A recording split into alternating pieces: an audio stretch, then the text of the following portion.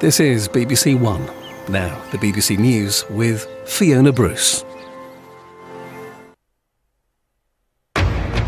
Scotland says goodbye to Queen Elizabeth as crowds gather in Edinburgh to pay tribute. King Charles leads his brothers and sister behind their mother's coffin in solemn procession down the Royal Mile.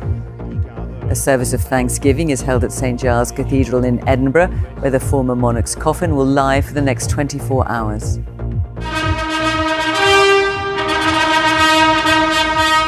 Earlier in the day, King Charles made his first address as monarch to MPs at Westminster. She set an example of selfless duty, which, with God's help and your counsels, I am resolved faithfully to follow. We'll be looking at today's events as well as preparations ahead of next Monday's state funeral. Also on the programme this evening, Ukrainian soldiers celebrate recapturing 20 towns and villages from Russian troops in the space of 24 hours. An England win, a poignant and significant test match in so many ways. And England complete their remarkable summer, clinching the series with a 9-wicket victory over South Africa. And stay with us here on BBC News, where we will bring you continuing coverage of events plus analysis from our team of correspondents in the UK and around the world.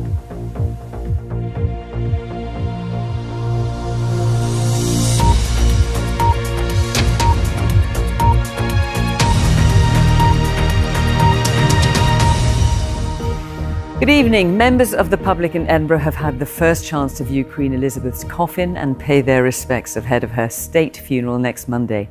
Thousands of people lined the streets to watch the late Queen as she was taken from the Palace of Holyrood House up the Royal Mile to St Giles's Cathedral for service of thanksgiving, honouring her life. King Charles III led the royal family in solemn procession behind his mother's coffin. The Queen will now lie at rest in St Giles's Cathedral for 24 hours before being flown down to London. And Kirsty Walk is there for us. Kirsty. This is a day when Edinburgh and Scotland paid their respects to the Queen. These very streets in the Royal Mile have witnessed centuries of royal history. And today there was another chapter as St Giles bore witness to the memory of her long reign. Perhaps the most moving sight during the service of Thanksgiving was the crown of Scotland, used in the coronation of monarchs since the 16th century, laid on the coffin at the Queen's head, a reminder of her duty and her faith. Our special correspondent Alan Little is here in Edinburgh and has been following the day's events. This will be a reign finely attuned to the sensibilities of Scotland and the distinctiveness of its traditions and institutions. The King returned today to a Scotland that has been diverging from the rest of the UK politically for 40 years, and where support for independence is as high as it's ever been, particularly amongst the young. Nicola Sturgeon at Edinburgh Airport to greet him wants an independent Scotland to retain the monarchy, with King Charles and his heirs on the Scottish throne. As King, Charles will have to keep his views on that prospect to himself. The principle of constitutional monarchy chimes with public opinion, and there was no shortage of public affection for the new king as he progressed down the Royal Mile to his official residence, where the coffin of his late mother has been lying at rest. The King has chosen to begin his reign with visits to Edinburgh, Belfast and Cardiff is telling. It suggests that the future of the Union is at the heart of his concerns. The early decades of his late mother's reign were characterised by the long, slow contraction of British imperial power around the world. He will be alert to the possibility that his own reign could come to be defined by the continuation of that process here and the eventual dissolution of the United Kingdom itself.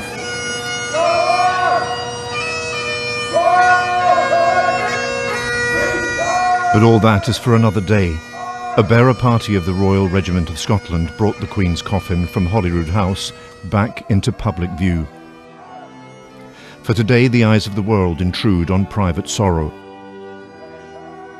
as the Queen's family subordinate their own grief to the imperatives of public ritual. Queen Elizabeth's 4 children walked behind their mother's hearse. Briefly, an insult was shouted at the Duke of York. Andrew, you're a settled man! It brought this reaction from an otherwise subdued crowd.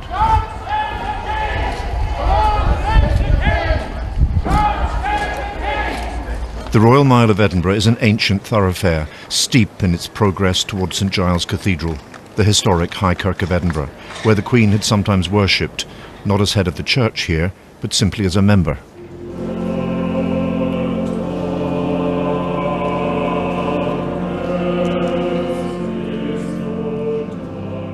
Here they placed on the coffin the crown of Scotland, made in the 16th century for the Queen's ancestor, James V. Consider the quiet symbolism of it. It is a gesture toward the distinctive character of Scotland's historic nationhood. The first lesson was read by the First Minister. For everything there is a season and a time for every matter under heaven, a time to be born and a time to die, a time to plant and a time to pluck up what is planted, a time to kill and a time to heal, a time to break down and a time to build up. Gracious is the Lord and righteous, yea, our God is merciful. The Lord preserveth the simple.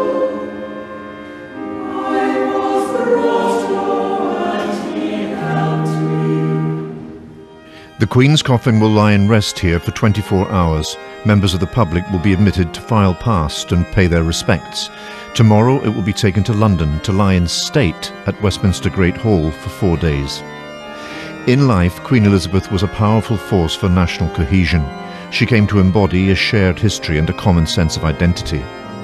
What will remain of that legacy when this period of mourning is over and she begins to recede into the middle distance of our collective memory? That question will be at the heart of the new reign that began when she died. After 23 years, the Scottish Parliament is the centre of public and political life in Scotland. The King and Queen Consort were led in this evening by the King's bodyguard here, the Royal Company of Archers. The presiding officer, Alison Johnson, welcomed them. On behalf of all members of the Scottish Parliament, I would like to convey our sincere condolences to Your Majesty, to the Queen Consort, and to all members of the royal family. I would ask you to join me in 2 minutes silence, and please stand as you are able.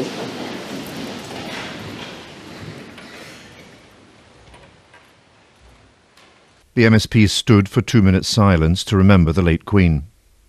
There is a pro-independence majority in this chamber. How the new King engages with that constituency of opinion in Scotland will help shape the early years of his reign.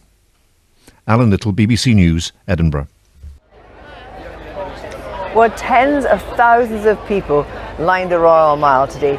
Thousands are actually still here, and some are making their way into the vigil. The crowds were here since 6 this morning, and I spoke to a section not longer than 10 metres, and the roll call was from where they were was just extraordinary. New Zealand, Brazil, Sri Lanka, Chicago, and closer to home from Preston, Haddington, Argyll and Aberdeen. One shouted out to me that she was Elizabeth the Great, and when I asked what their overriding sentiment was, many of them says her constancy. Our Scotland correspondent James Cook has been speaking to people who turned out to pay tribute to the Queen.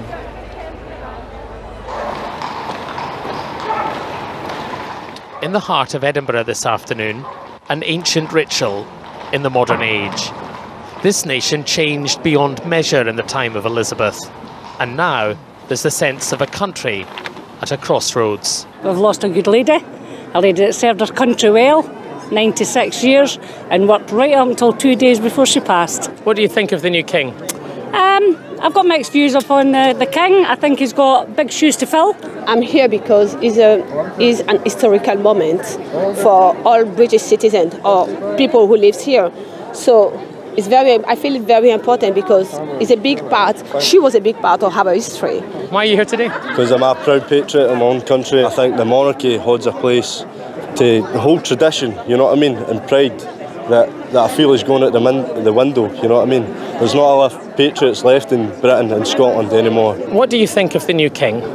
I think he'll be a great king. I hope that he brings some more modern things to the royal family. Things about the environment, what the king represents and what he's been doing as a prince. I'd like him to bring that up with the royal family and look forward to see his reign.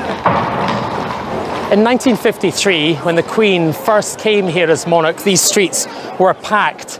They are thronged again today. There is clear support for Elizabeth here. But what does this tell us about the future of this country? Edinburgh, Queen Elizabeth's northern capital, prepares to greet Her Majesty. From the start, the Queen clearly felt a deep affinity for Scotland and its place in the UK.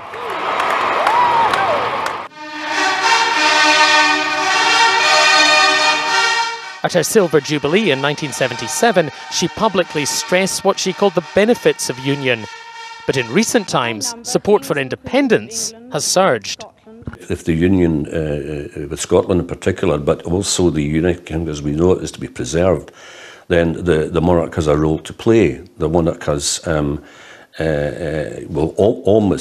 obviously want to try and maintain what has been there for centuries.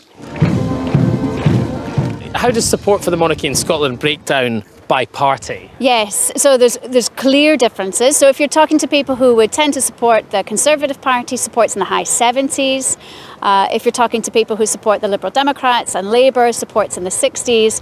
But if you're talking to people who support the SNP, then support is much lower, in the high 20s. And yet the SNP is in favour of the monarchy, even if they achieve an independent Scotland. Yes, there's a distinction between what the party leadership has said and what supporters of independence actually want.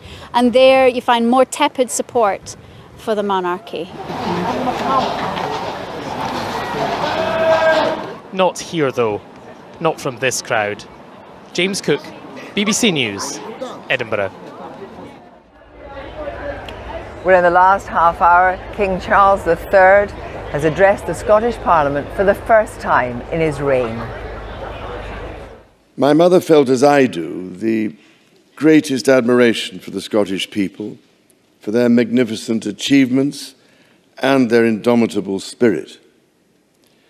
And it was the greatest comfort for her to know, in turn, the true affection in which she was held.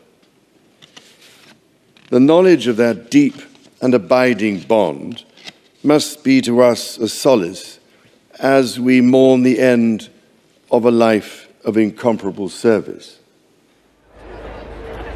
Well, in the last 10 minutes, people have begun to file into St Giles Cathedral as part of the vigil to view the coffin of Queen Elizabeth II. She's lying at rest with the Scottish standard on top and then the crown of Scotland at the head. So this vigil will carry on for the next 23 hours. She will leave Edinburgh at 3 o'clock tomorrow afternoon. I suspect that people will be travelling in and out of St Giles all through the night. And we can see now that we had people with special mobility issues went in first, and now we can see the coffin as more people begin to file in.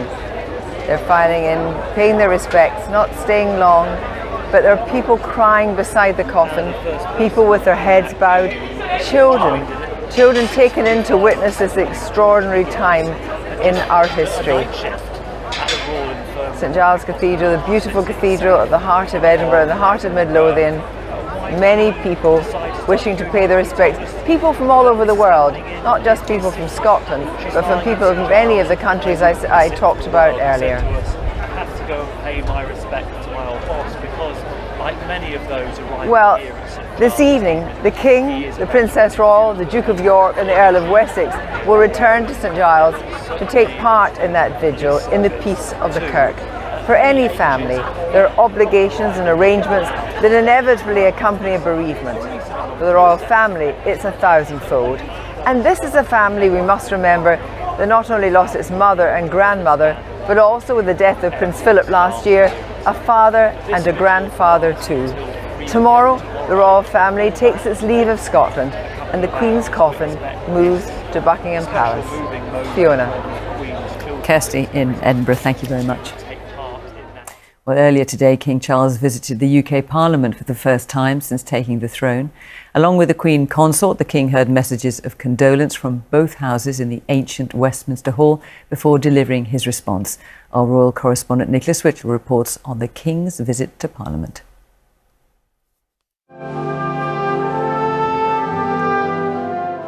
To Westminster Hall, the ancient building which has been at the centre of so much British history for 1,000 years.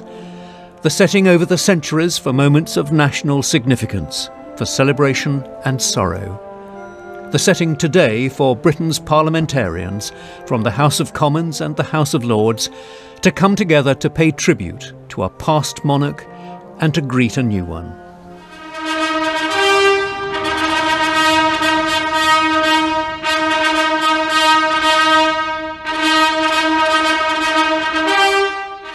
The Speaker of the House of Commons, Sir Lindsay Hoyle, spoke about the nation's loss. It is a loss to all of us, but we know, most of all, it is a loss to you, Your Majesty, and to the royal family. The King spoke of his new responsibilities. As I stand before you today, I cannot help but feel the weight of history which surrounds us and which reminds us of the vital parliamentary traditions to which members of both houses dedicate yourselves with such personal commitment for the betterment of us all. 10 years ago, the late Queen had addressed parliamentarians in Westminster Hall during her Diamond Jubilee. She'd spoken about the long span of British history. I have been privileged to witness some of that history, and with the support of my family, rededicate myself to the service of our great country and its people, now and in the years to come. Today, the late Queen's son committed himself to follow her example.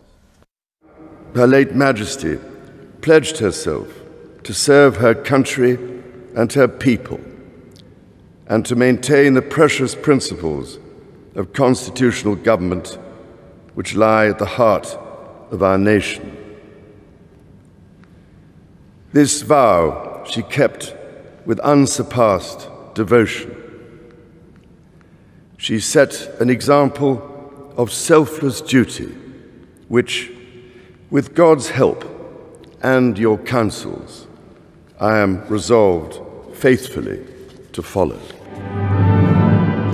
The parliamentarians sang the national anthem, sung now for the King, Charles III. Nicholas Witchell, BBC News. The Northern Ireland Assembly has been meeting to pay tribute to the Queen. The Speaker's personal tribute was followed by members of all political parties. The King will carry out a number of engagements in Northern Ireland tomorrow as part of the new Monarch's programme of visits across the UK. And as we've been hearing, the Queen will lie at rest tonight at St Giles's Cathedral in Edinburgh. Tomorrow, her coffin will be moved from there to Edinburgh Airport, then by plane to RAF Northolt and on to London, where the Queen will spend a final night at Buckingham Palace.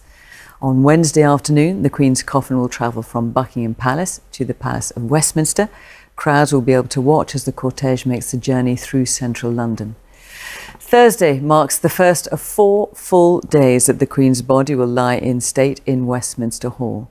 Hundreds of thousands of members of the public are expected to pay their respects. Then on Sunday evening, a minute's silence will be held across the UK at 8 p.m. And on Monday, the Queen's lying in state will end and the coffin will be taken in procession to Westminster Abbey for the state funeral, which is a bank holiday in the UK. And details have been revealed about how people can attend the Queen's lying in state. Large crowds are expected and there are warnings people may have to wait for hours or even overnight. Our special correspondent Lucy Manning has more details on the preparations in London. If you can measure love and respect in flowers in people, then this is quite a statement. London's Green Park, now the park of many colours, the powerful scent of flowers hanging in the air. But however many are here now will be dwarfed by the numbers who will stand in a very British way for hours and hours through the days and nights to file past the Queen's coffin. People who do make it to Westminster Hall, where the Queen's body will lie in state, have been told to expect very long queues. The fear is they could last up to 24 hours, and mourners have been warned they may have to wait overnight. If the lines are too long, they could be paused so that people are unable to join. People have been asked to dress respectfully. No flowers, cameras or filming allowed. Camping out on the Mall since Saturday, Maria from Newcastle plans to stay for the lying in state and funeral. She gave 70 years of service to us, and it's the least I could do. I've got to go and pay my respects to the Queen. She's done so much for us as a country. It's, you know, I've got to do it. I have. I feel that's my duty to do it. Vanessa Nathakumaran hopes to be the first in the queue. Home, a bench on Lambeth Bridge until they open the doors. Our part is to say last goodbye, which is very sad, but I wanted to make sure that I want to be part of it and start queuing up from today because I heard the queue's going to be very long. More details on the route for the queue are due shortly, but it's likely to begin near a park by Tower Bridge and travel a couple of miles up the Thames, passing the London Eye and the Palace of Westminster, then across Lambeth Bridge. And the smell is just incredible. Amanda and Moira came to lay flowers but hope to return for the lying in state. I think it's a once in a lifetime. You just want to be part of it. And are you prepared to be in those, what are going to be very long queues? Oh, well, there's the thing. Well, we're made of strong stuff. Yeah, so we'll put it to the test. Yeah, we would give it a go. But there are some predictions that crowds could reach up to 1 million in the coming days. We put a little note to say thank you for all that she's done and love all of our names. Do you think you're going to come down for the lying in state with the family? I don't think we will, because I think it'd be a bit too busy for the kids. Yeah. I think that's why we came down today, because it's nice and relaxing today. It's like the calm before the storm, before it gets really busy. It will be an enormous operation for the transport system and the police. The Met's commissioner on his first day in the job. It's a massive challenge for the Metropolitan Police and for me personally, but we have been preparing for many, many years. The ceremony will soon be replaced with simplicity as the quiet walk past the Queen's coffin begins.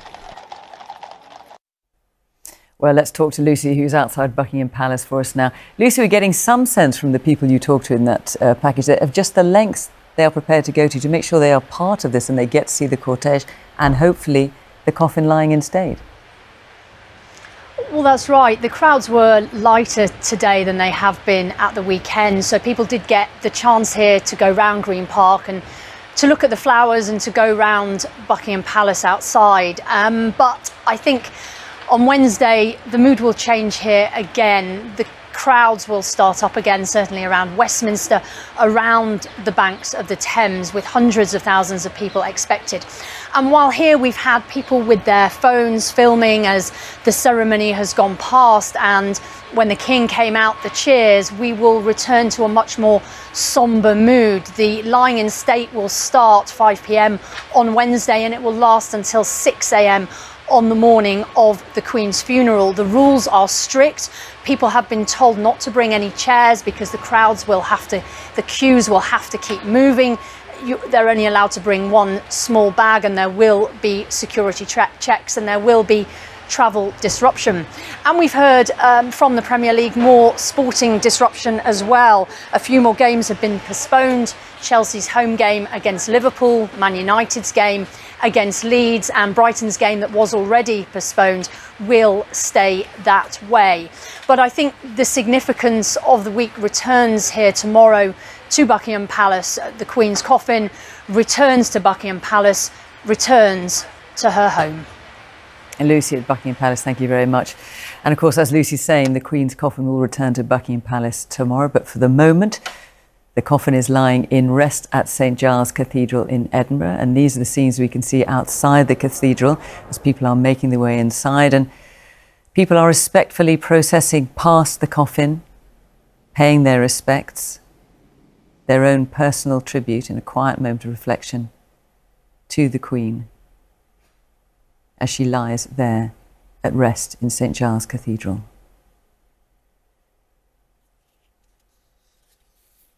Let's talk now to our royal correspondent, Nicholas Witchell. Nicholas, we saw people paying their own personal tributes to the Queen at St Giles Cathedral. We've heard so many tributes today. And of course, we've heard a tribute from Prince Harry as well. Yes, and I think just looking at those pictures from Edinburgh, we're going to see that magnified many times over once the coffin is in Westminster Hall and the lying in state begins. I think it's going to be on a huge scale. But you mentioned a tribute from Prince Harry. Yes, indeed, a touching tribute in which he describes his grandmother as a guiding compass, and in part of which he speaks directly to Granny. Granny, he writes, I am forever grateful for all of our first meetings, from my earliest childhood memories to meeting you for the first time as my commander-in-chief, and to the first moment you met my darling wife and hugged your beloved great-grandchildren. I cherish these times shared with you. And then I think what many will consider to be an attempt to reconcile with his father. He writes, we now honour my father in his new role as King Charles III. And that, I think, does feel like an attempt to reach out to his father, who, of course, included that expression of love in his broadcast on Friday. No reference, though, to his brother. Nick, thank you very much. Well, the time is 10 to 7, our top story this evening. Queen Elizabeth's coffin is lying at rest in Edinburgh, giving the people of Scotland a chance to pay tribute and bid farewell. And coming up later, the latest on the economy, with some fears we may already be in a recession. And stay with us here on BBC News, where we will bring you continuing coverage of events plus analysis from our team of correspondents in the UK and around the world.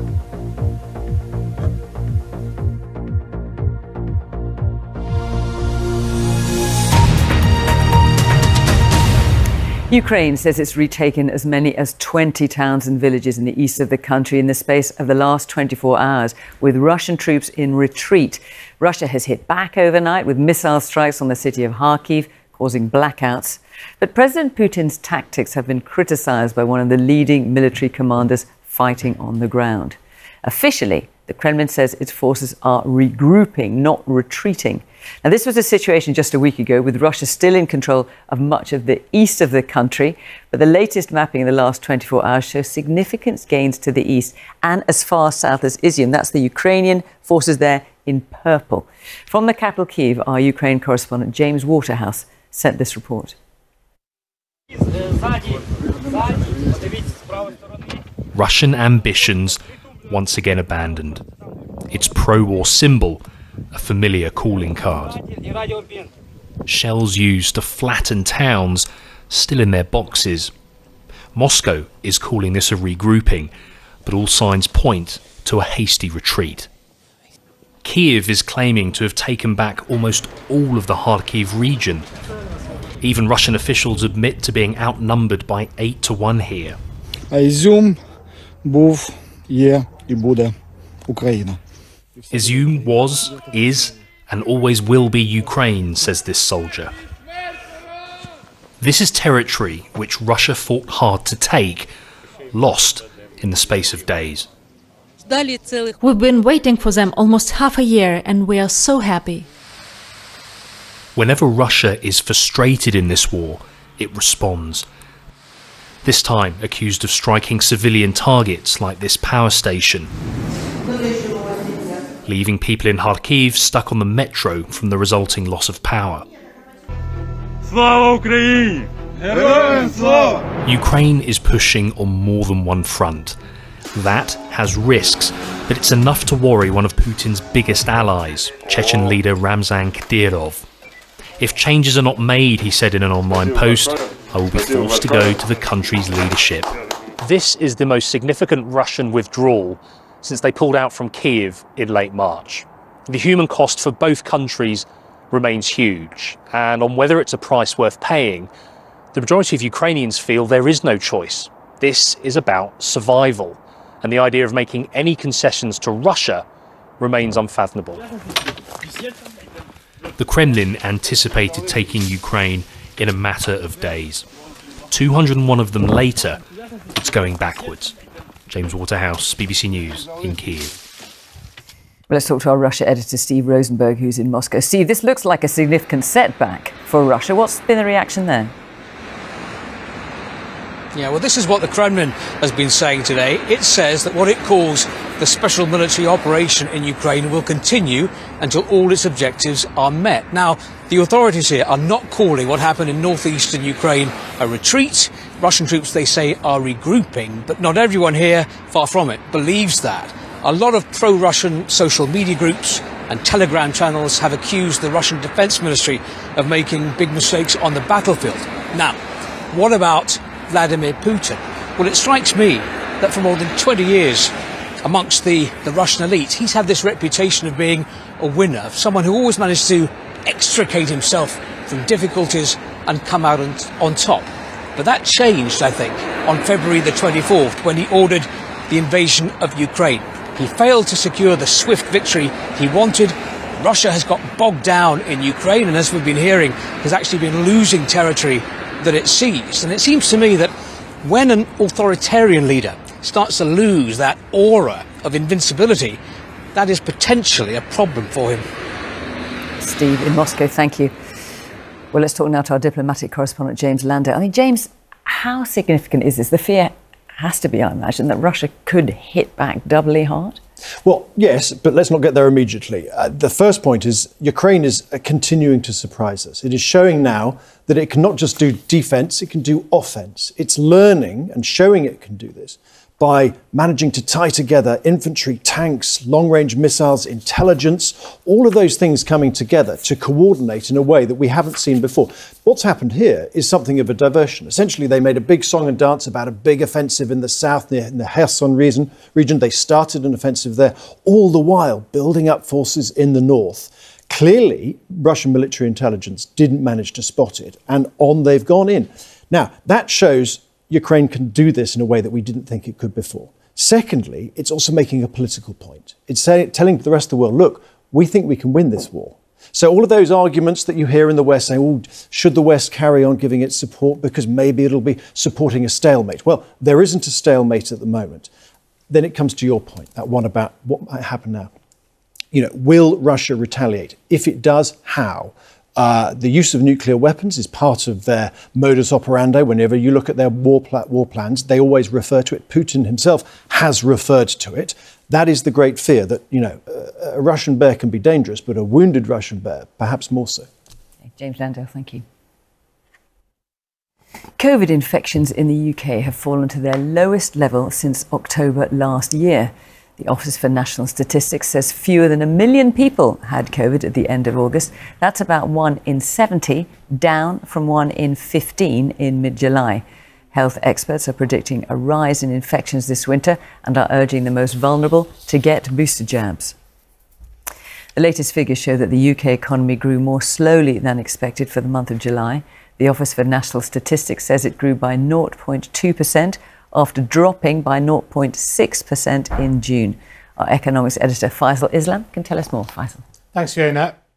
Hopes of a bounce back in the economy in July are now dashed, and there's now some evidence of businesses cutting back on energy use. In July, the economy did grow, but as you said, by less than expected. And overall, there was no growth between May and July. But look at the figures since April over here. There are now concerns the UK may be already in a recession, decline essentially over 6 months. September's figure may also be impacted by the extra bank holiday for the Queen's state funeral. But the real question is what happens from here. Much depends on the detail of the government's energy package. For a typical household, energy bills are normally around £1,000 a year, but earlier this year reached nearly £2,000. Now, Ofgem had announced it would go up to over £3,500 next month, and it was forecast to surge even more, to over £5,000 next year. Now that will change to the equivalent of £2,500 a year until 2024 after the energy price guarantee. So materially smaller, half of some of the forecasts for next year. But it is still a rise on current levels that have already caused pain to many millions of households. Now, the government won't put a cost on it, but the industry says £100 billion plus, with more required to help businesses. But we are still unclear on detail here. As I said, on the business scheme, on the costings, including how much can be recouped from renegotiating contracts with energy firms that have enjoyed some windfalls. On some of the mechanisms with energy companies, they're saying bills will be readjusted by the end of the week. All of that should bring down inflation and shorten or lessen the recession and provide relief to households. By how much just depends on detail we are yet to get. Fiona. Faisal, thank you very much. England's cricketers finished the men's season with another victory today. At the Oval, they scored the runs they needed to complete a 9-wicket win over South Africa in a test match played in unique circumstances. Joe Wilson reports. 26 minutes, that's all England needed. It's the series win for England. They finished the match and one of their most successful summers. 130 for 1 in the second innings, but every player will remember Saturday, when the match resumed after the death of Queen Elizabeth. Honestly, I'll never forget walking down the stairs there on day 3 to complete silence from 30,000 people. Actually, like, you know, the old saying, the silence was deafening. Never experienced anything like before. It was seriously special. Ben Stokes' first season as England captain has been an all-round triumph. 2 matches won against South Africa, 6 across the summer. And that after one of England's most disappointing winters. Yeah, the Ashes. That was January. Stokes and the new coach Brendan McCullum favour relentless positivity. But there was restraint in these Oval celebrations. Smiles, no champagne. There is a context to everything. Joe Wilson, BBC News. And let's go back to events which are happening in Edinburgh. And we can see King Charles there. He is at Holyrood House, where he earlier addressed MSPs, and now he's meeting MSPs and dignitaries. His energy, I have to say, unflagging out of what has been a long day, starting, of course, at Westminster, and now he's at Holyrood House, having earlier been at St Giles Cathedral in Edinburgh. And notable people there earlier on, we saw David Steele, of course, the former Liberal leader, taking time to chat to everybody. Of course, people there very pleased to see the new king, all wanting to not only pay tribute to his late mother, but also to talk to the new king, and I'm sure profess their allegiance to him. And staying with the story, in the last of the BBC's interviews with former prime ministers, I spoke to Boris Johnson about his memories of the former monarch. Given that we're in a period of mourning, it wasn't discussion about his very recent period in office. There will, of course, be a time for such interviews. I started by asking him about his last meeting with Queen Elizabeth, just 2 days before she died.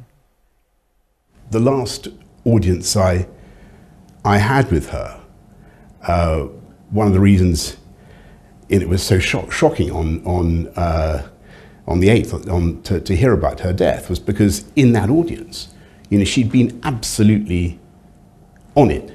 Because that was just 2 days before. Just 2 days before her death. And she was actively focused on geopolitics, on UK politics, quoting statesmen from the 50s. It was quite extraordinary. And she seemed well? And she seemed very, very bright, very focused. She was clearly not well, and I think that was the thing that I found so moving when I heard about her when we all heard about her death on Thursday, 2 days later. I just thought how incredible that her sense of duty had kept her going in the way that it had. What are your favourite memories of the Queen? She had such a knowledge of history, of the sweep of this country's progress over 70 years. It's why I think she should be Elizabeth the Great, by the way, because if you look at what happened to this country in her reign, the immeasurable advances in prosperity, in opportunity, in longevity, whatever your metric is, because of all that, she was able to reassure, and no matter how bad things were, she could always encourage you.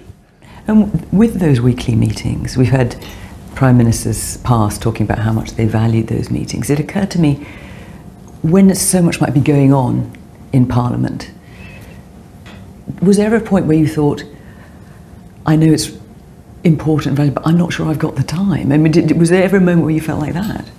What, the audiences? No, you must be joking. No, because the audiences were just a fantastic break from everything else. And so the audiences were a kind of so they were a highlight. Moment of, well, of course, they're a wonderful moment of tranquility. I would say to her, look, we've got a terrible problem with Brexit. We've got to get the bill through. We've got to make sure that we come out of the European Union. The people have voted for it. It's got to be done. And she would listen to me, and she would nod, and she would ask questions. And her method with prime ministers was really to try to just help them with advice of the most general kind, and that's what she did. During the COVID pandemic, when you yourself were extremely ill, and the Queen made a speech to reassure the nation, and she said, we will meet again soon. Yeah. How important was that speech? What role did that perform, do you think? I remember when we were working with the palace to organise it, we knew that, you know, even if you got me and the leader of the opposition, every single member of the cabinet and all the pop stars you could find in the world, and you got us all together to try to get a message to the British public, it wouldn't have the same impact as that broadcast. The Queen had to bury her husband, the Duke of Edinburgh, and it later emerged that Downing Street staff had a party on the eve of the funeral. I'm just wondering how you then, of course, had to see the Queen after that. How did you two get past that? Well, of course, because of her great sense of her constitutional function, she never got into that sort of conversation. She was really absolutely focused on what she saw as the important issues. So it was never discussed? No, I can tell you it was absolutely not. Let's talk about our new king, Charles III. How do you think he will be different as a king? I think if you look at what he's done in his life, it's already been pretty remarkable. He's done a lot of very good stuff, whether it's on architectural, built environment, agriculture. He's been a prophet ahead of his time on the environment more generally. And you know, he quoted Hamlet in his wonderful speech the other day. And I think that now that he has been put on, to quote Hamlet, he will prove most royal. He will prove most kingly. Boris Johnson, thank you very much. Thank you. Boris Johnson speaking to me earlier there. Let's look now at the pictures. Again, these images that we're seeing at St Giles Cathedral in Edinburgh. People filing past the coffin of Queen Elizabeth II. This has been an historic, an extremely solemn day for the people of Scotland, for the people of Edinburgh. The Queen's coffin will be there for 24 hours before it moves on to Buckingham Palace. But this is the moment where the people of Scotland can take a moment, cherish their memories, pay their personal tribute to the Queen. And we saw the huge crowds along the Royal Mile as the coffin and the cortege made its way there. And we're seeing just a few of those people now. I've no doubt the queues will be very long, but people making their way quietly and solemnly past the Queen's coffin there in Edinburgh. And the Queen's death is being marked in Ireland, with many government buildings flying the Irish tricolour flag at half-mast. Her visit to Ireland in 2011 was widely seen as a landmark in relations between the two countries. In the city of Cork, many people remember the Queen's visit with great affection. Our special correspondent, Fergal Keane, is in Cork, and he sent this report. She had a way about her that brought out the best in Cork. Warm, open, a place to bind old wounds with humour. Joking in the city's English market with the legendary fishmonger.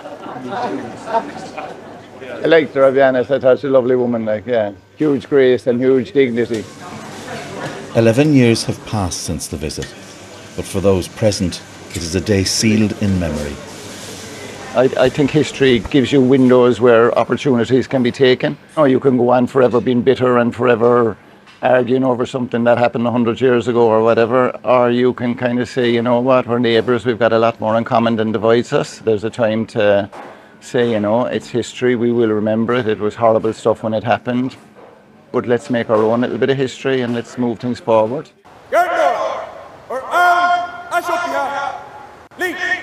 The visit to Ireland was about the formal gestures, here bowing her head to the dead of the Irish Revolution in Dublin, a defining moment in a troubled history. Yeah, nice to be. And when I met him in Cork, Ireland's Prime Minister told me the Queen's gesture had been a powerful moment for reconciliation. Well, I thought it was a very poignant moment. I thought it was an extraordinary moment that the head of the British state would come and honour and respect those who fought and died in the Irish War of Independence. It was a great gesture, and more than a gesture, I think, act that really, I think, meant a lot to people. It was in Cork that the Queen met the heart of Ireland. Have you enjoyed your trip? Very much. Building peace through the power of the purely human.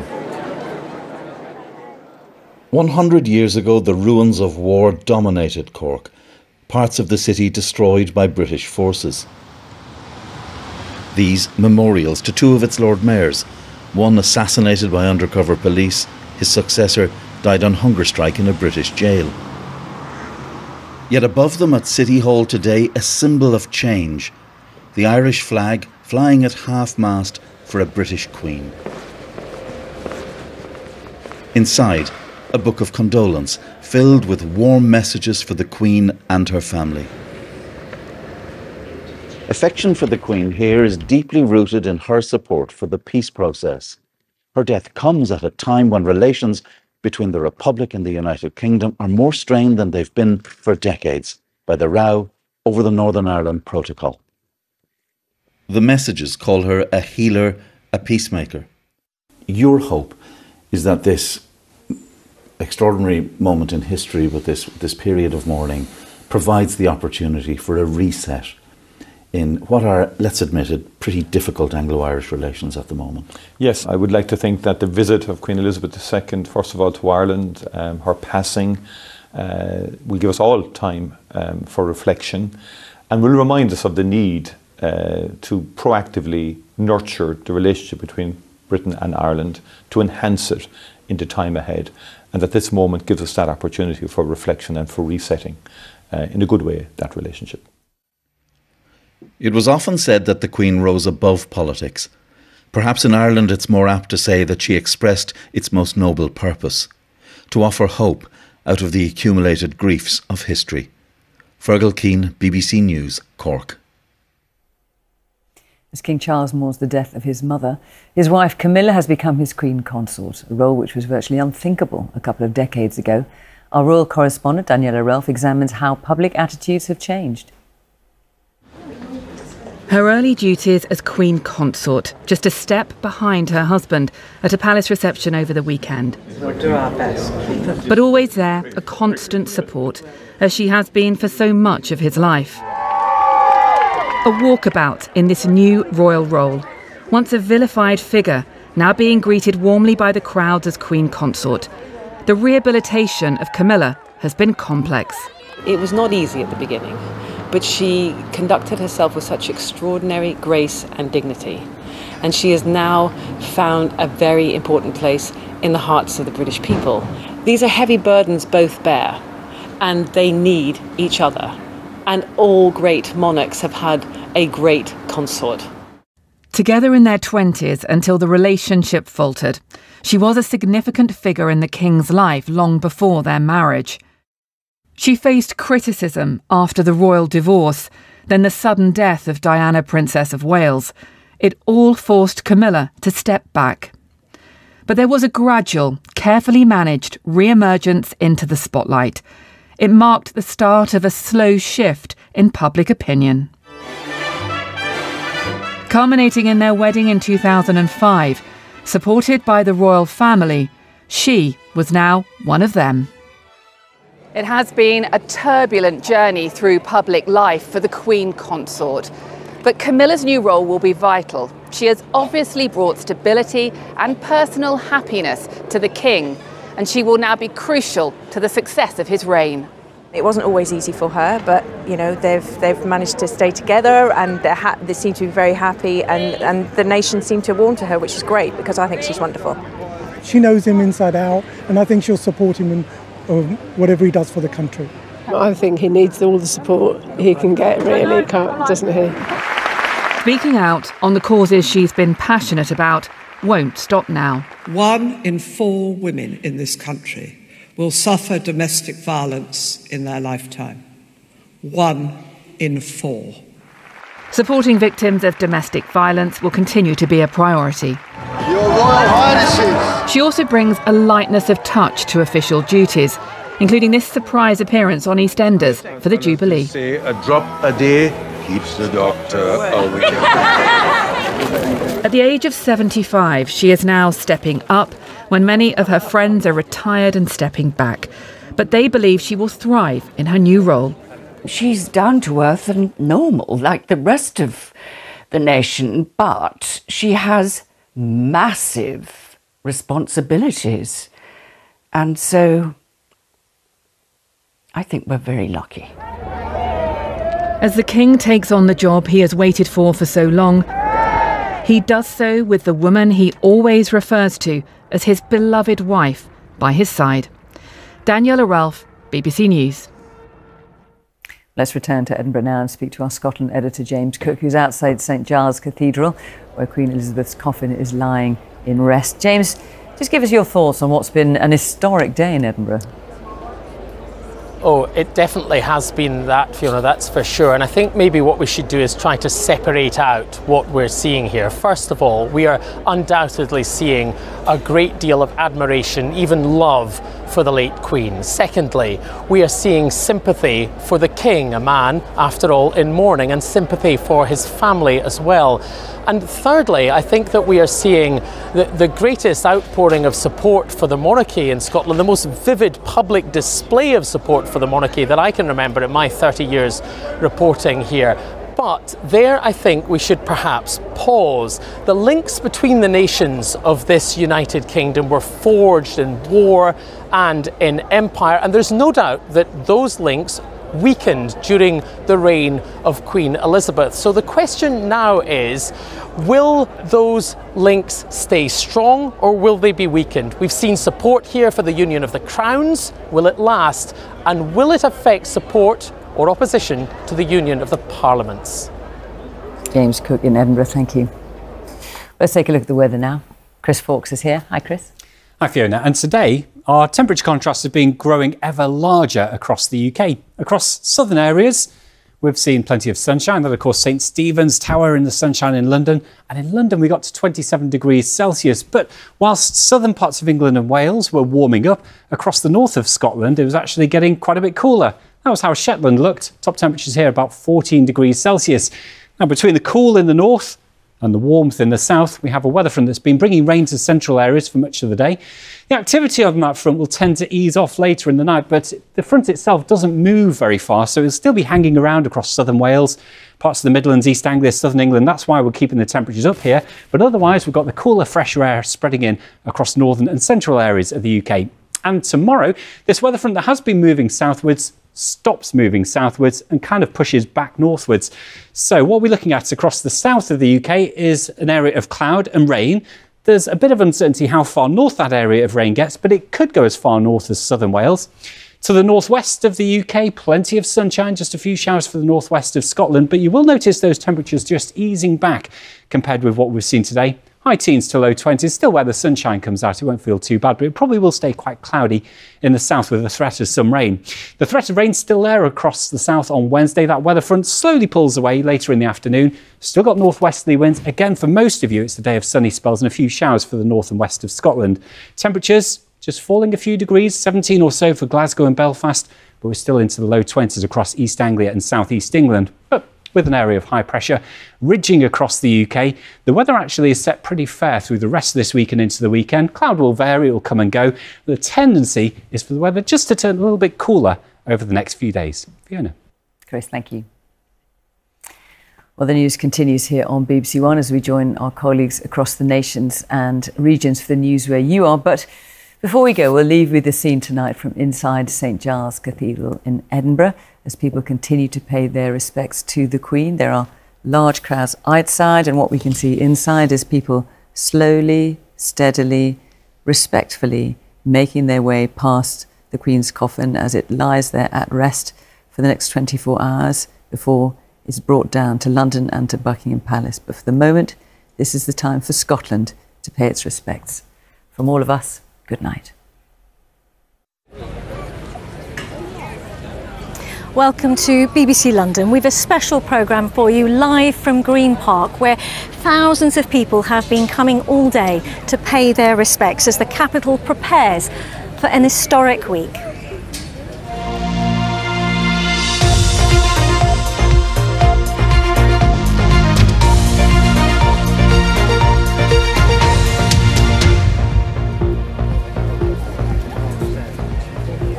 A very warm welcome to you.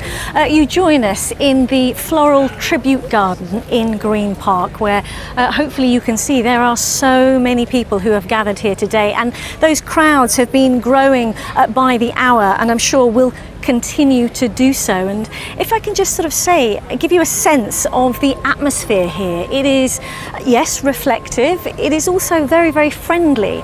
But above all, given the sheer numbers of people, it is extremely still and quiet. And of course, London is the focal point for tributes and key events over the coming days. And this evening, we'll give you a sense of what is going to happen and when, and key details and advice. And also just generally how to get around, because transport bosses have been saying that demands on the rail and roads will be unprecedented. So, how is the capital gearing up for the coming days and the state funeral of the UK's longest reigning monarch? Here's Thomas McGill.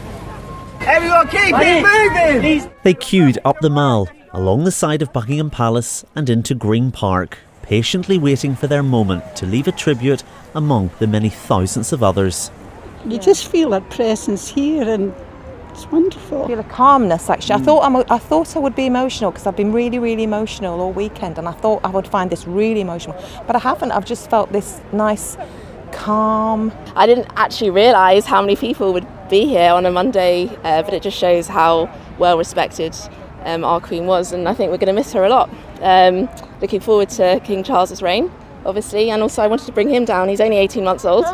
And I wanted him to be part of it as well. I think of the atmosphere down here that people really, really loved her so bad because there's flowers piling up on trees, flowers piling up on each other. There's just everywhere there's flowers. And selling some of those flowers is Louise, who is based in Mayfair. She says it was so busy at the weekend they ran out of stock several times.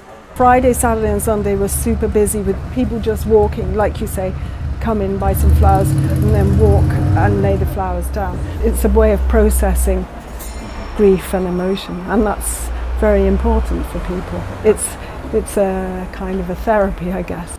And it wasn't just in central London people were remembering Her Majesty. Some chose to leave their tributes at the Queen Elizabeth Park in Stratford. I'm glad we've got 10 days of mourning, really. Yeah, you need that. Yeah, we do need it. We've come together now, and we're going to just be a lot stronger. Beautiful picture by Basia Hamilton. Back in central London, this portrait of the Queen is part of Fleming's Hotel's tribute. Drawn in May, it was the last time the Queen sat for a painting as part of the Jubilee.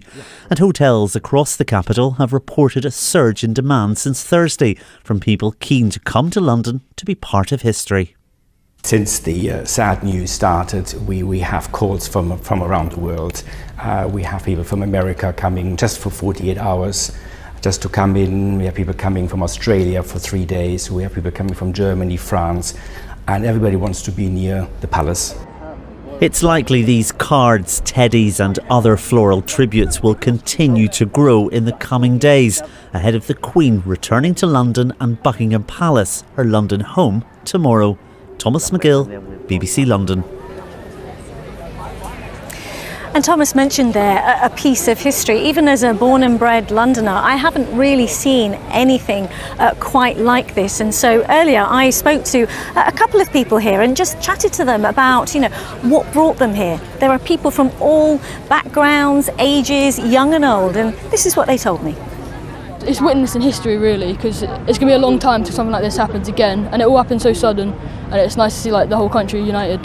And Theo, you're clutching beautiful white roses there, with Mum Kelly as well, who's got the sunflowers. And how would you describe being here this evening? It's all just really overwhelming, because literally no one would have expected this. As everyone knows, she was taken in, she was really ill, and we thought maybe it was just going to be she was ill and she'll obviously get better, but then out of nowhere all of a sudden we just hear that she's unfortunately passed away, and it's just really overwhelming.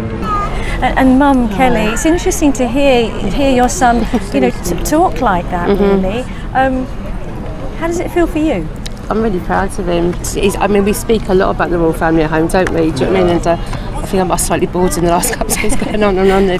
But it makes me really proud. This has really blown my way, coming here, just seeing how many flowers there are, how many people have paid their respects. It's just, it really has quite taken my breath away. Just some of the views here in Green Park, but a little further away in Westminster Hall is where Her Majesty the Queen will be lying in state from Wednesday evening, and people have already started to queue. Let's join Sharon Barber. Yes, Friz, the three women behind me absolutely determined to be the first to see the Queen lying in state in Westminster Hall on Wednesday evening at 5 p.m. So Vanessa was here first. She arrived before lunch, followed by Anne a short time later, and then Grace arrived as well. They're being surrounded by the world's media. There are French broadcasters here, CNN, Brazilian broadcasters, but we had a chat with Vanessa earlier. I have some food on me now, and I got a bottle of water. You don't want to leave this pillar. You're jammed up against this because this is the start. What if you fall asleep? Ask them to bring folding chair or folding stool to sit on. Yes. So no one gets your place? No, that's correct. So when you go in to see the Queen's coffin, what will you say? I will say prayers to her, and I will thank the great lady. I will say goodbye, Mum, and in my heart, for her to peacefully rest and to be with the husband. Well, there'll be stewards here all night to look after these three women and any others that join. But what is going to happen tomorrow? Well, we understand that they'll be taken over Lambeth Bridge and along Millbank to Westminster. And as you can see, Westminster behind me, the Queen will be in Westminster Hall from 5 on Wednesday. It shows just how much people want to see that. Sharon, thank you. Well, let's look ahead to the coming days. Alice Bandercravi joins me. Alice, we've seen the funeral cortege in Scotland today and soon to make its way to London. That's right, Princess Anne will be accompanying the Queen's coffin from Edinburgh. It will be arriving at RAF Northolt and will make its way straight to Buckingham Palace. And then on Wednesday, the Queen's coffin will be brought to Westminster Hall from Buckingham Palace in a slow procession, accompanied by a military parade and members of the royal family who will walk behind that. Now, people will be able to watch the coffin procession along the route or at a screening in Hyde Park, and that opens from 11 o'clock in the morning. And then once the Queen's coffin arrives at Westminster Hall, there'll be a short service which takes place for the members of the royal family. And what about viewers wanting to know the details of when and how to attend the lying in state? Well, some details are already out. What we can tell you is that that will be open to the public from 5 p.m. on Wednesday. It'll be open for 24 hours a day until 6:30 a.m. on Monday morning, which of course is the day of the Queen's funeral. But worth pointing out that the queues are expected to be very long indeed, and there will be airport-style security. Now, the government hasn't really released the details of the route as of yet, but there is guidance, so we know that there will be step-free and accessible access for people who need it. It's likely to be a moving queue, so not much opportunity for people to sit down. That's also worth bearing in mind. And there are detailed rules about what you can and can't bring with you if you want to attend this lying in state. Such as? Well, you can't take a large bag. You can take one small bag per person. If you have a large bag, you will have to leave that in a bag drop. You can't take flasks or water bottles unless they're clear bottles. No flowers to go into the Palace of Westminster. Also prohibited candles, soft toys, photographs. Of course, this is the place to leave flowers here in Green Park. And things like banners and flags. Those are just a few of the prohibited items. We'll go through the do's and don'ts in tomorrow's programme, but if people want to get in touch and find out specific questions, we'll try to ask them tomorrow. They can email hello@bbclondon@bbc.co.uk. Okay, Alice, thanks very much. Yes, do get in touch with your emails, hello@bbclondon@bbc.co.uk. So some advice there from Alice for anyone wishing to attend the lying in state. But let's talk about transport for a moment, because if you've been on the tube, you will see it is getting incredibly busy, but the roads and rails, there is a warning that they are going to be very, very busy indeed. So we will tell you what you need to know. In fact, our transport correspondent Tom Edwards will. So let's join him. Hi, Tom. Hi, Riz. Yeah, transport operators say they're facing unprecedented travel demand in the capital, particularly after Wednesday. They're expecting hundreds of thousands of extra passengers on the network, and that could cause them some problems. This is the advice, though, if you want to travel in and around central London. The first bit of advice: avoid driving if possible. Tube and train will be the best way to get around due to the large number of road closures. Secondly, services and stations will be extremely busy. You might expect to see queuing systems like we saw during the Olympics. Consider walking if possible. That's another bit of advice from them. And also, this is key: avoid Green Park tube station. Use Victoria, St James's Park or Piccadilly Circus instead. And also the Elizabeth line, they're going to run a special service, 12 trains an hour, Paddington to Abbey Wood on Sunday the 18th. Doesn't normally run on Sundays. They're also saying allow extra time and check before travelling. There's a couple of websites here on the screen, National Rail and TfL. You can log on those and check the services before you set off. No doubt this is going to be a big challenge for transport operators. The best advice, I think, out of all of that is if you're in central London, the best option might be to actually walk, Riz. Okay, Tom, thanks very much. And you said, you know, big transport operation. It's also the biggest security operation this country has ever seen. And in other news, it also happens to be the first day in the job for the new Metropolitan Police Commissioner. Let's get more on that from Victoria in the studio. Riz, thank you. Well, as Riz said, the Metropolitan Police has a new commissioner today. Sir Mark Rowley has promised to make reforms to improve Londoners' trust in policing and to root out bad behaviour. And this morning, he was sworn into the role. I will lead a Met that enables Londoners and visitors from all over the world to safely pay their respects to Her late Majesty the Queen. Second, as we also continue to police local communities, we will begin the journey of reform to renew policing by consent. Through my leadership, I am determined to bring more trust, less crime and high standards, and build trust and confidence in our police service once more. Well, it follows a string of scandals in the Metropolitan Police, which has been put under special measures. Our Home Affairs correspondent, Sonia Jessup, has been speaking to Londoners about what they want to hear from the new Commissioner. When I say Chris, you say matter! Chris! Matter! Chris! A police force that's lost the trust of many Londoners, shaken by a series of scandals placed in special measures. Now there's a new commissioner in charge, promising change. But what do Londoners want to see? Their mindset isn't right, they're not open-minded enough and they don't investigate properly. Donna and Jenny Taylor had to turn detectives themselves to help prove their brother Jack was murdered by serial killer Stephen Port. Police denied homophobia, but the sisters, who are campaigning for a public inquiry, say the new commissioner needs to get tough. He needs to make an example of all the police officers that are failing the force at the moment, because at the moment a lot of people don't have very much faith in the police force. We do not want this to ever happen to anyone ever again. So it does need to be looked into and it does need to change. They're not the only Londoners demanding change, following scandals such as the strip search of black schoolgirl child Q. The new commissioners promised to re-establish trust. Now, in order to re-establish something, it means it has to have been there in the first place. And there has been no trust. Ngozi Fulani says the child Q case, though shocking, was nothing new. She says Met leaders need to understand what's happening on the ground. And anybody who really wants to make positive change has to listen to the sincere feelings that we have about how we've been treated for so long. Come to the table, speak to us. The only way we're going to do this is together.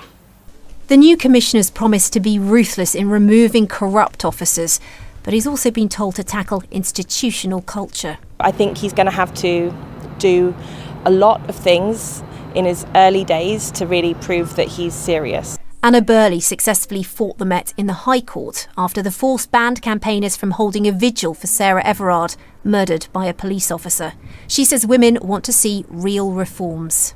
They're about changing the vettings process, they're about changing the way that they recruit so that it's about people who are attracted to duty, not power. We need to make sure that whistleblowers are supported, and the flip side of that is making sure that people who know that something's wrong and don't report it face consequences too. There's also pressure on the new commissioner to cut crime, lift the Met out of special measures. It's thought there'll be a greater focus on neighbourhood policing. There are things that happen in the community and people don't feel safe, but I don't think they feel listened to by the police. Sabah Razak raised her concerns at a public meeting called by police in Greenford after Thomas O'Halloran was stabbed to death on his mobility scooter. She says she's given up reporting antisocial behaviour and wants more visible policing. When we call, they'll say, well, you know, it's not that big a deal. So you get disheartened and you don't want to call again because you think you're going to be made to look like an idiot. If you can't hear what your community is telling you, what can you do about the situation, the struggles that they're going through? The new commissioner's promising big changes. Londoners say those changes need to happen fast. Well, Sonia joins me in the studio now. And Sonia, a lot of people will be thinking, what a time to be taking up the job of Commissioner. Yeah, I mean, dealing with all those things, but also this huge operation preparing for the Queen's lying in state. Sir Mark said that will be a massive challenge, but he says he has trust in the fantastic police officers who will keep people safe. Of course, at the same time, he will be under pressure over the case of Chris Cabba. We saw hundreds of people marching on a protest through central London at the weekend, a protest over the shooting dead by police of Chris Cabba, a young black man, following a car pursuit in Streatham a week ago. The officer who shot him has been removed from operational duties, but several MPs have called for them to be suspended. And do we have any sense yet of what Sir Mark Rowley's approach is going to be, what he might change? Well, the media interviews that Sir Mark Rowley was due to give detailing those plans have been postponed following the Queen's death. We hope to speak to him about those as soon as possible. What we think he's going to focus on is neighbourhood policing, not only to cut crime but try to boost the relationships between policing and local community. He talks about using the latest technology, being ruthless in removing corrupt officers. One report suggested he might try to boost resources at the Directorate for Professional Standards. They investigate complaints. Of course, he also has to boost the morale of officers who are doing the great work at the same time as rooting out toxic behaviour. A tough challenge indeed. OK, thank you, Sonia. OK, that's all for now from me. Let's rejoin Riz, who's in Green Park. Thanks very much, Victoria. Yes, this is the floral tribute garden, if you hadn't guessed, here in Green Park. And there are so many people that you probably can't even see how far back some of those flowers go. And some of the messages are incredibly moving. I'm just going to bend down and read one. And this one says, to our Queen, our one-time true constant stability in this ever-changing world. Your shoes are hard to fill. And it looks like a young person's writing there. Well, lots of people have been stopping to reflect in their own way. And I spoke to someone here earlier who has known the Queen because he was a former BBC royal correspondent, and he's also the trustee of the royal parks, and he seemed quite overwhelmed when he came here. And I asked Richard Kerr, it must be quite something to see the park like this. Good evening, Wesley. Really good of you to join us here, and it is quite something to see Green Park transformed like this. It's profoundly moving. I've been outside the palace all afternoon, and that's moving in a different way. But this is actually reminding me of the Queen and what she was about. And of course, Green Park is aptly named. It has lovely flowers in the spring, but it's actually about trees and grasslands and meadows. And it's actually been rather dry all summer. So we've had the recent rain, which has brought the trees back to life, and now there's this astonishing carpet of flowers. And you can also smell them. And then the messages. So it's kind of bringing this dear, wonderful woman back to life, because much of her life she was given bouquets. She had lovely gardens which she opened to the public, places like Frogmore, Balmoral, beautiful gardens, Sandringham. She loved the outdoors, so I think that she would like it here. And I think the way that the Royal Parks have organised the flowers is just marvellous. I was here on Friday, but this has grown. It's a sea of flowers, an ocean of grief. So many people perhaps feel a sense of familiarity, a constant presence, but of course a very private person. And now we're hearing much more about her personality and that wicked sense of humour. Yes, I mean, he's seen big events, but at the centre is this very delightful old lady, just working to the end. And I think when you look at the personal messages here, there's a real sense of connection. So it's just wonderful that people are bringing them. We encourage people not to wrap them in cellophane, take them out of the cellophane. Anything you write, that should be biodegradable. Please no marmalade sandwiches. I mean, just these floral tributes are just fantastic, and it's a marvellous way of people making the connection. It gives people something to see, because obviously we're going to start having enormous ceremonial, and Her Majesty will be back here in her coffin tomorrow night. It's very, very sad and poignant, but this is something positive to focus on, the beauty under the trees. Wesley Kerr there, former BBC royal correspondent and trustee of the Royal Parks, and who can forget that Paddington Bear sketch as part of the Platinum Jubilee, a little insight into that amusing humour that we talked about. Now, of course, there is a formality to all of this here, but right across London there are also things happening that are more spontaneous than others, including one at London Bridge, where an organist went to the station to play a few songs for the Queen. Then a security guard walked over, Marcella, and sang along with her. Listen to this.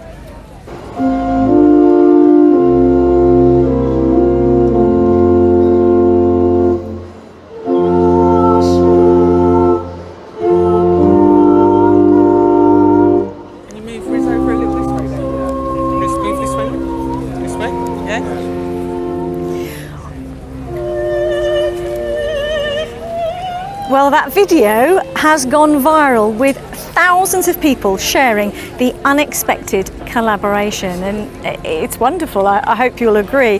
And we'd love to hear your stories, your pictures, your videos. Do email us hello@bbclondon@bbc.co.uk, whether you've seen something spontaneous or how you're feeling, or what's happening where you are at this momentous time here in London. Now, it is dark now, but it is still dry, so that seems a perfect moment to get a check on the weather with Elizabeth. Hi there. Hello, thank you very much, Riz. Well, it was certainly very warm as well today. We recorded 27 degrees Celsius in St James's Park, Green Park, as well, of course, earlier on this afternoon. Plenty of sunny spells around, of course, and it was a lovely start earlier on this morning too. It won't be quite so nice, I'm afraid, tomorrow if you're headed Green Park way. That we are likely to see some showers on and off at times, and there'll also be a lot more cloud. It's going to be feeling cooler as well, and we'll keep that cool air for much of the rest of the week. Now, earlier on today, cold front sinking southwards. We stay dry though. There's another weather front towards the south of us that will be edging its way northwards. Overnight tonight is very mild out there. Could be a few showers towards the south, lots of cloud. We'll start off the day tomorrow on 17 degrees Celsius. Now, tomorrow's weather front is going to be moving northwards throughout the day. It could give us some outbreaks of rain, particularly as we head through the afternoon. Temperatures are lower, 19 or 20 degrees Celsius. Let's take a quick look at Wednesday. Our front is gradually moving southwards, so it should dry out by Wednesday afternoon. It will brighten up. Temperatures a little higher, 22 degrees Celsius. So here's those weather fronts again then. Now our warm front just pulls away on Wednesday afternoon. Still some uncertainty on the timing of this. We start to draw in more of a northerly wind, as you'll notice from the isobars here. High pressure not too far away. So for the rest of the week, really from Wednesday afternoon onwards potentially, it does look dry, but it will be feeling cooler. A dip in temperature there, with temperatures back into single figures by night, Riz. Thanks very much, Elizabeth. And that is where we leave you tonight, here in Green Park, as the crowds continue to grow to pay their respects. The Queen's coffin is expected to arrive in London tomorrow. We will bring you all the details you need to know throughout the week. But now, from all of us here, thanks for watching. Bye-bye.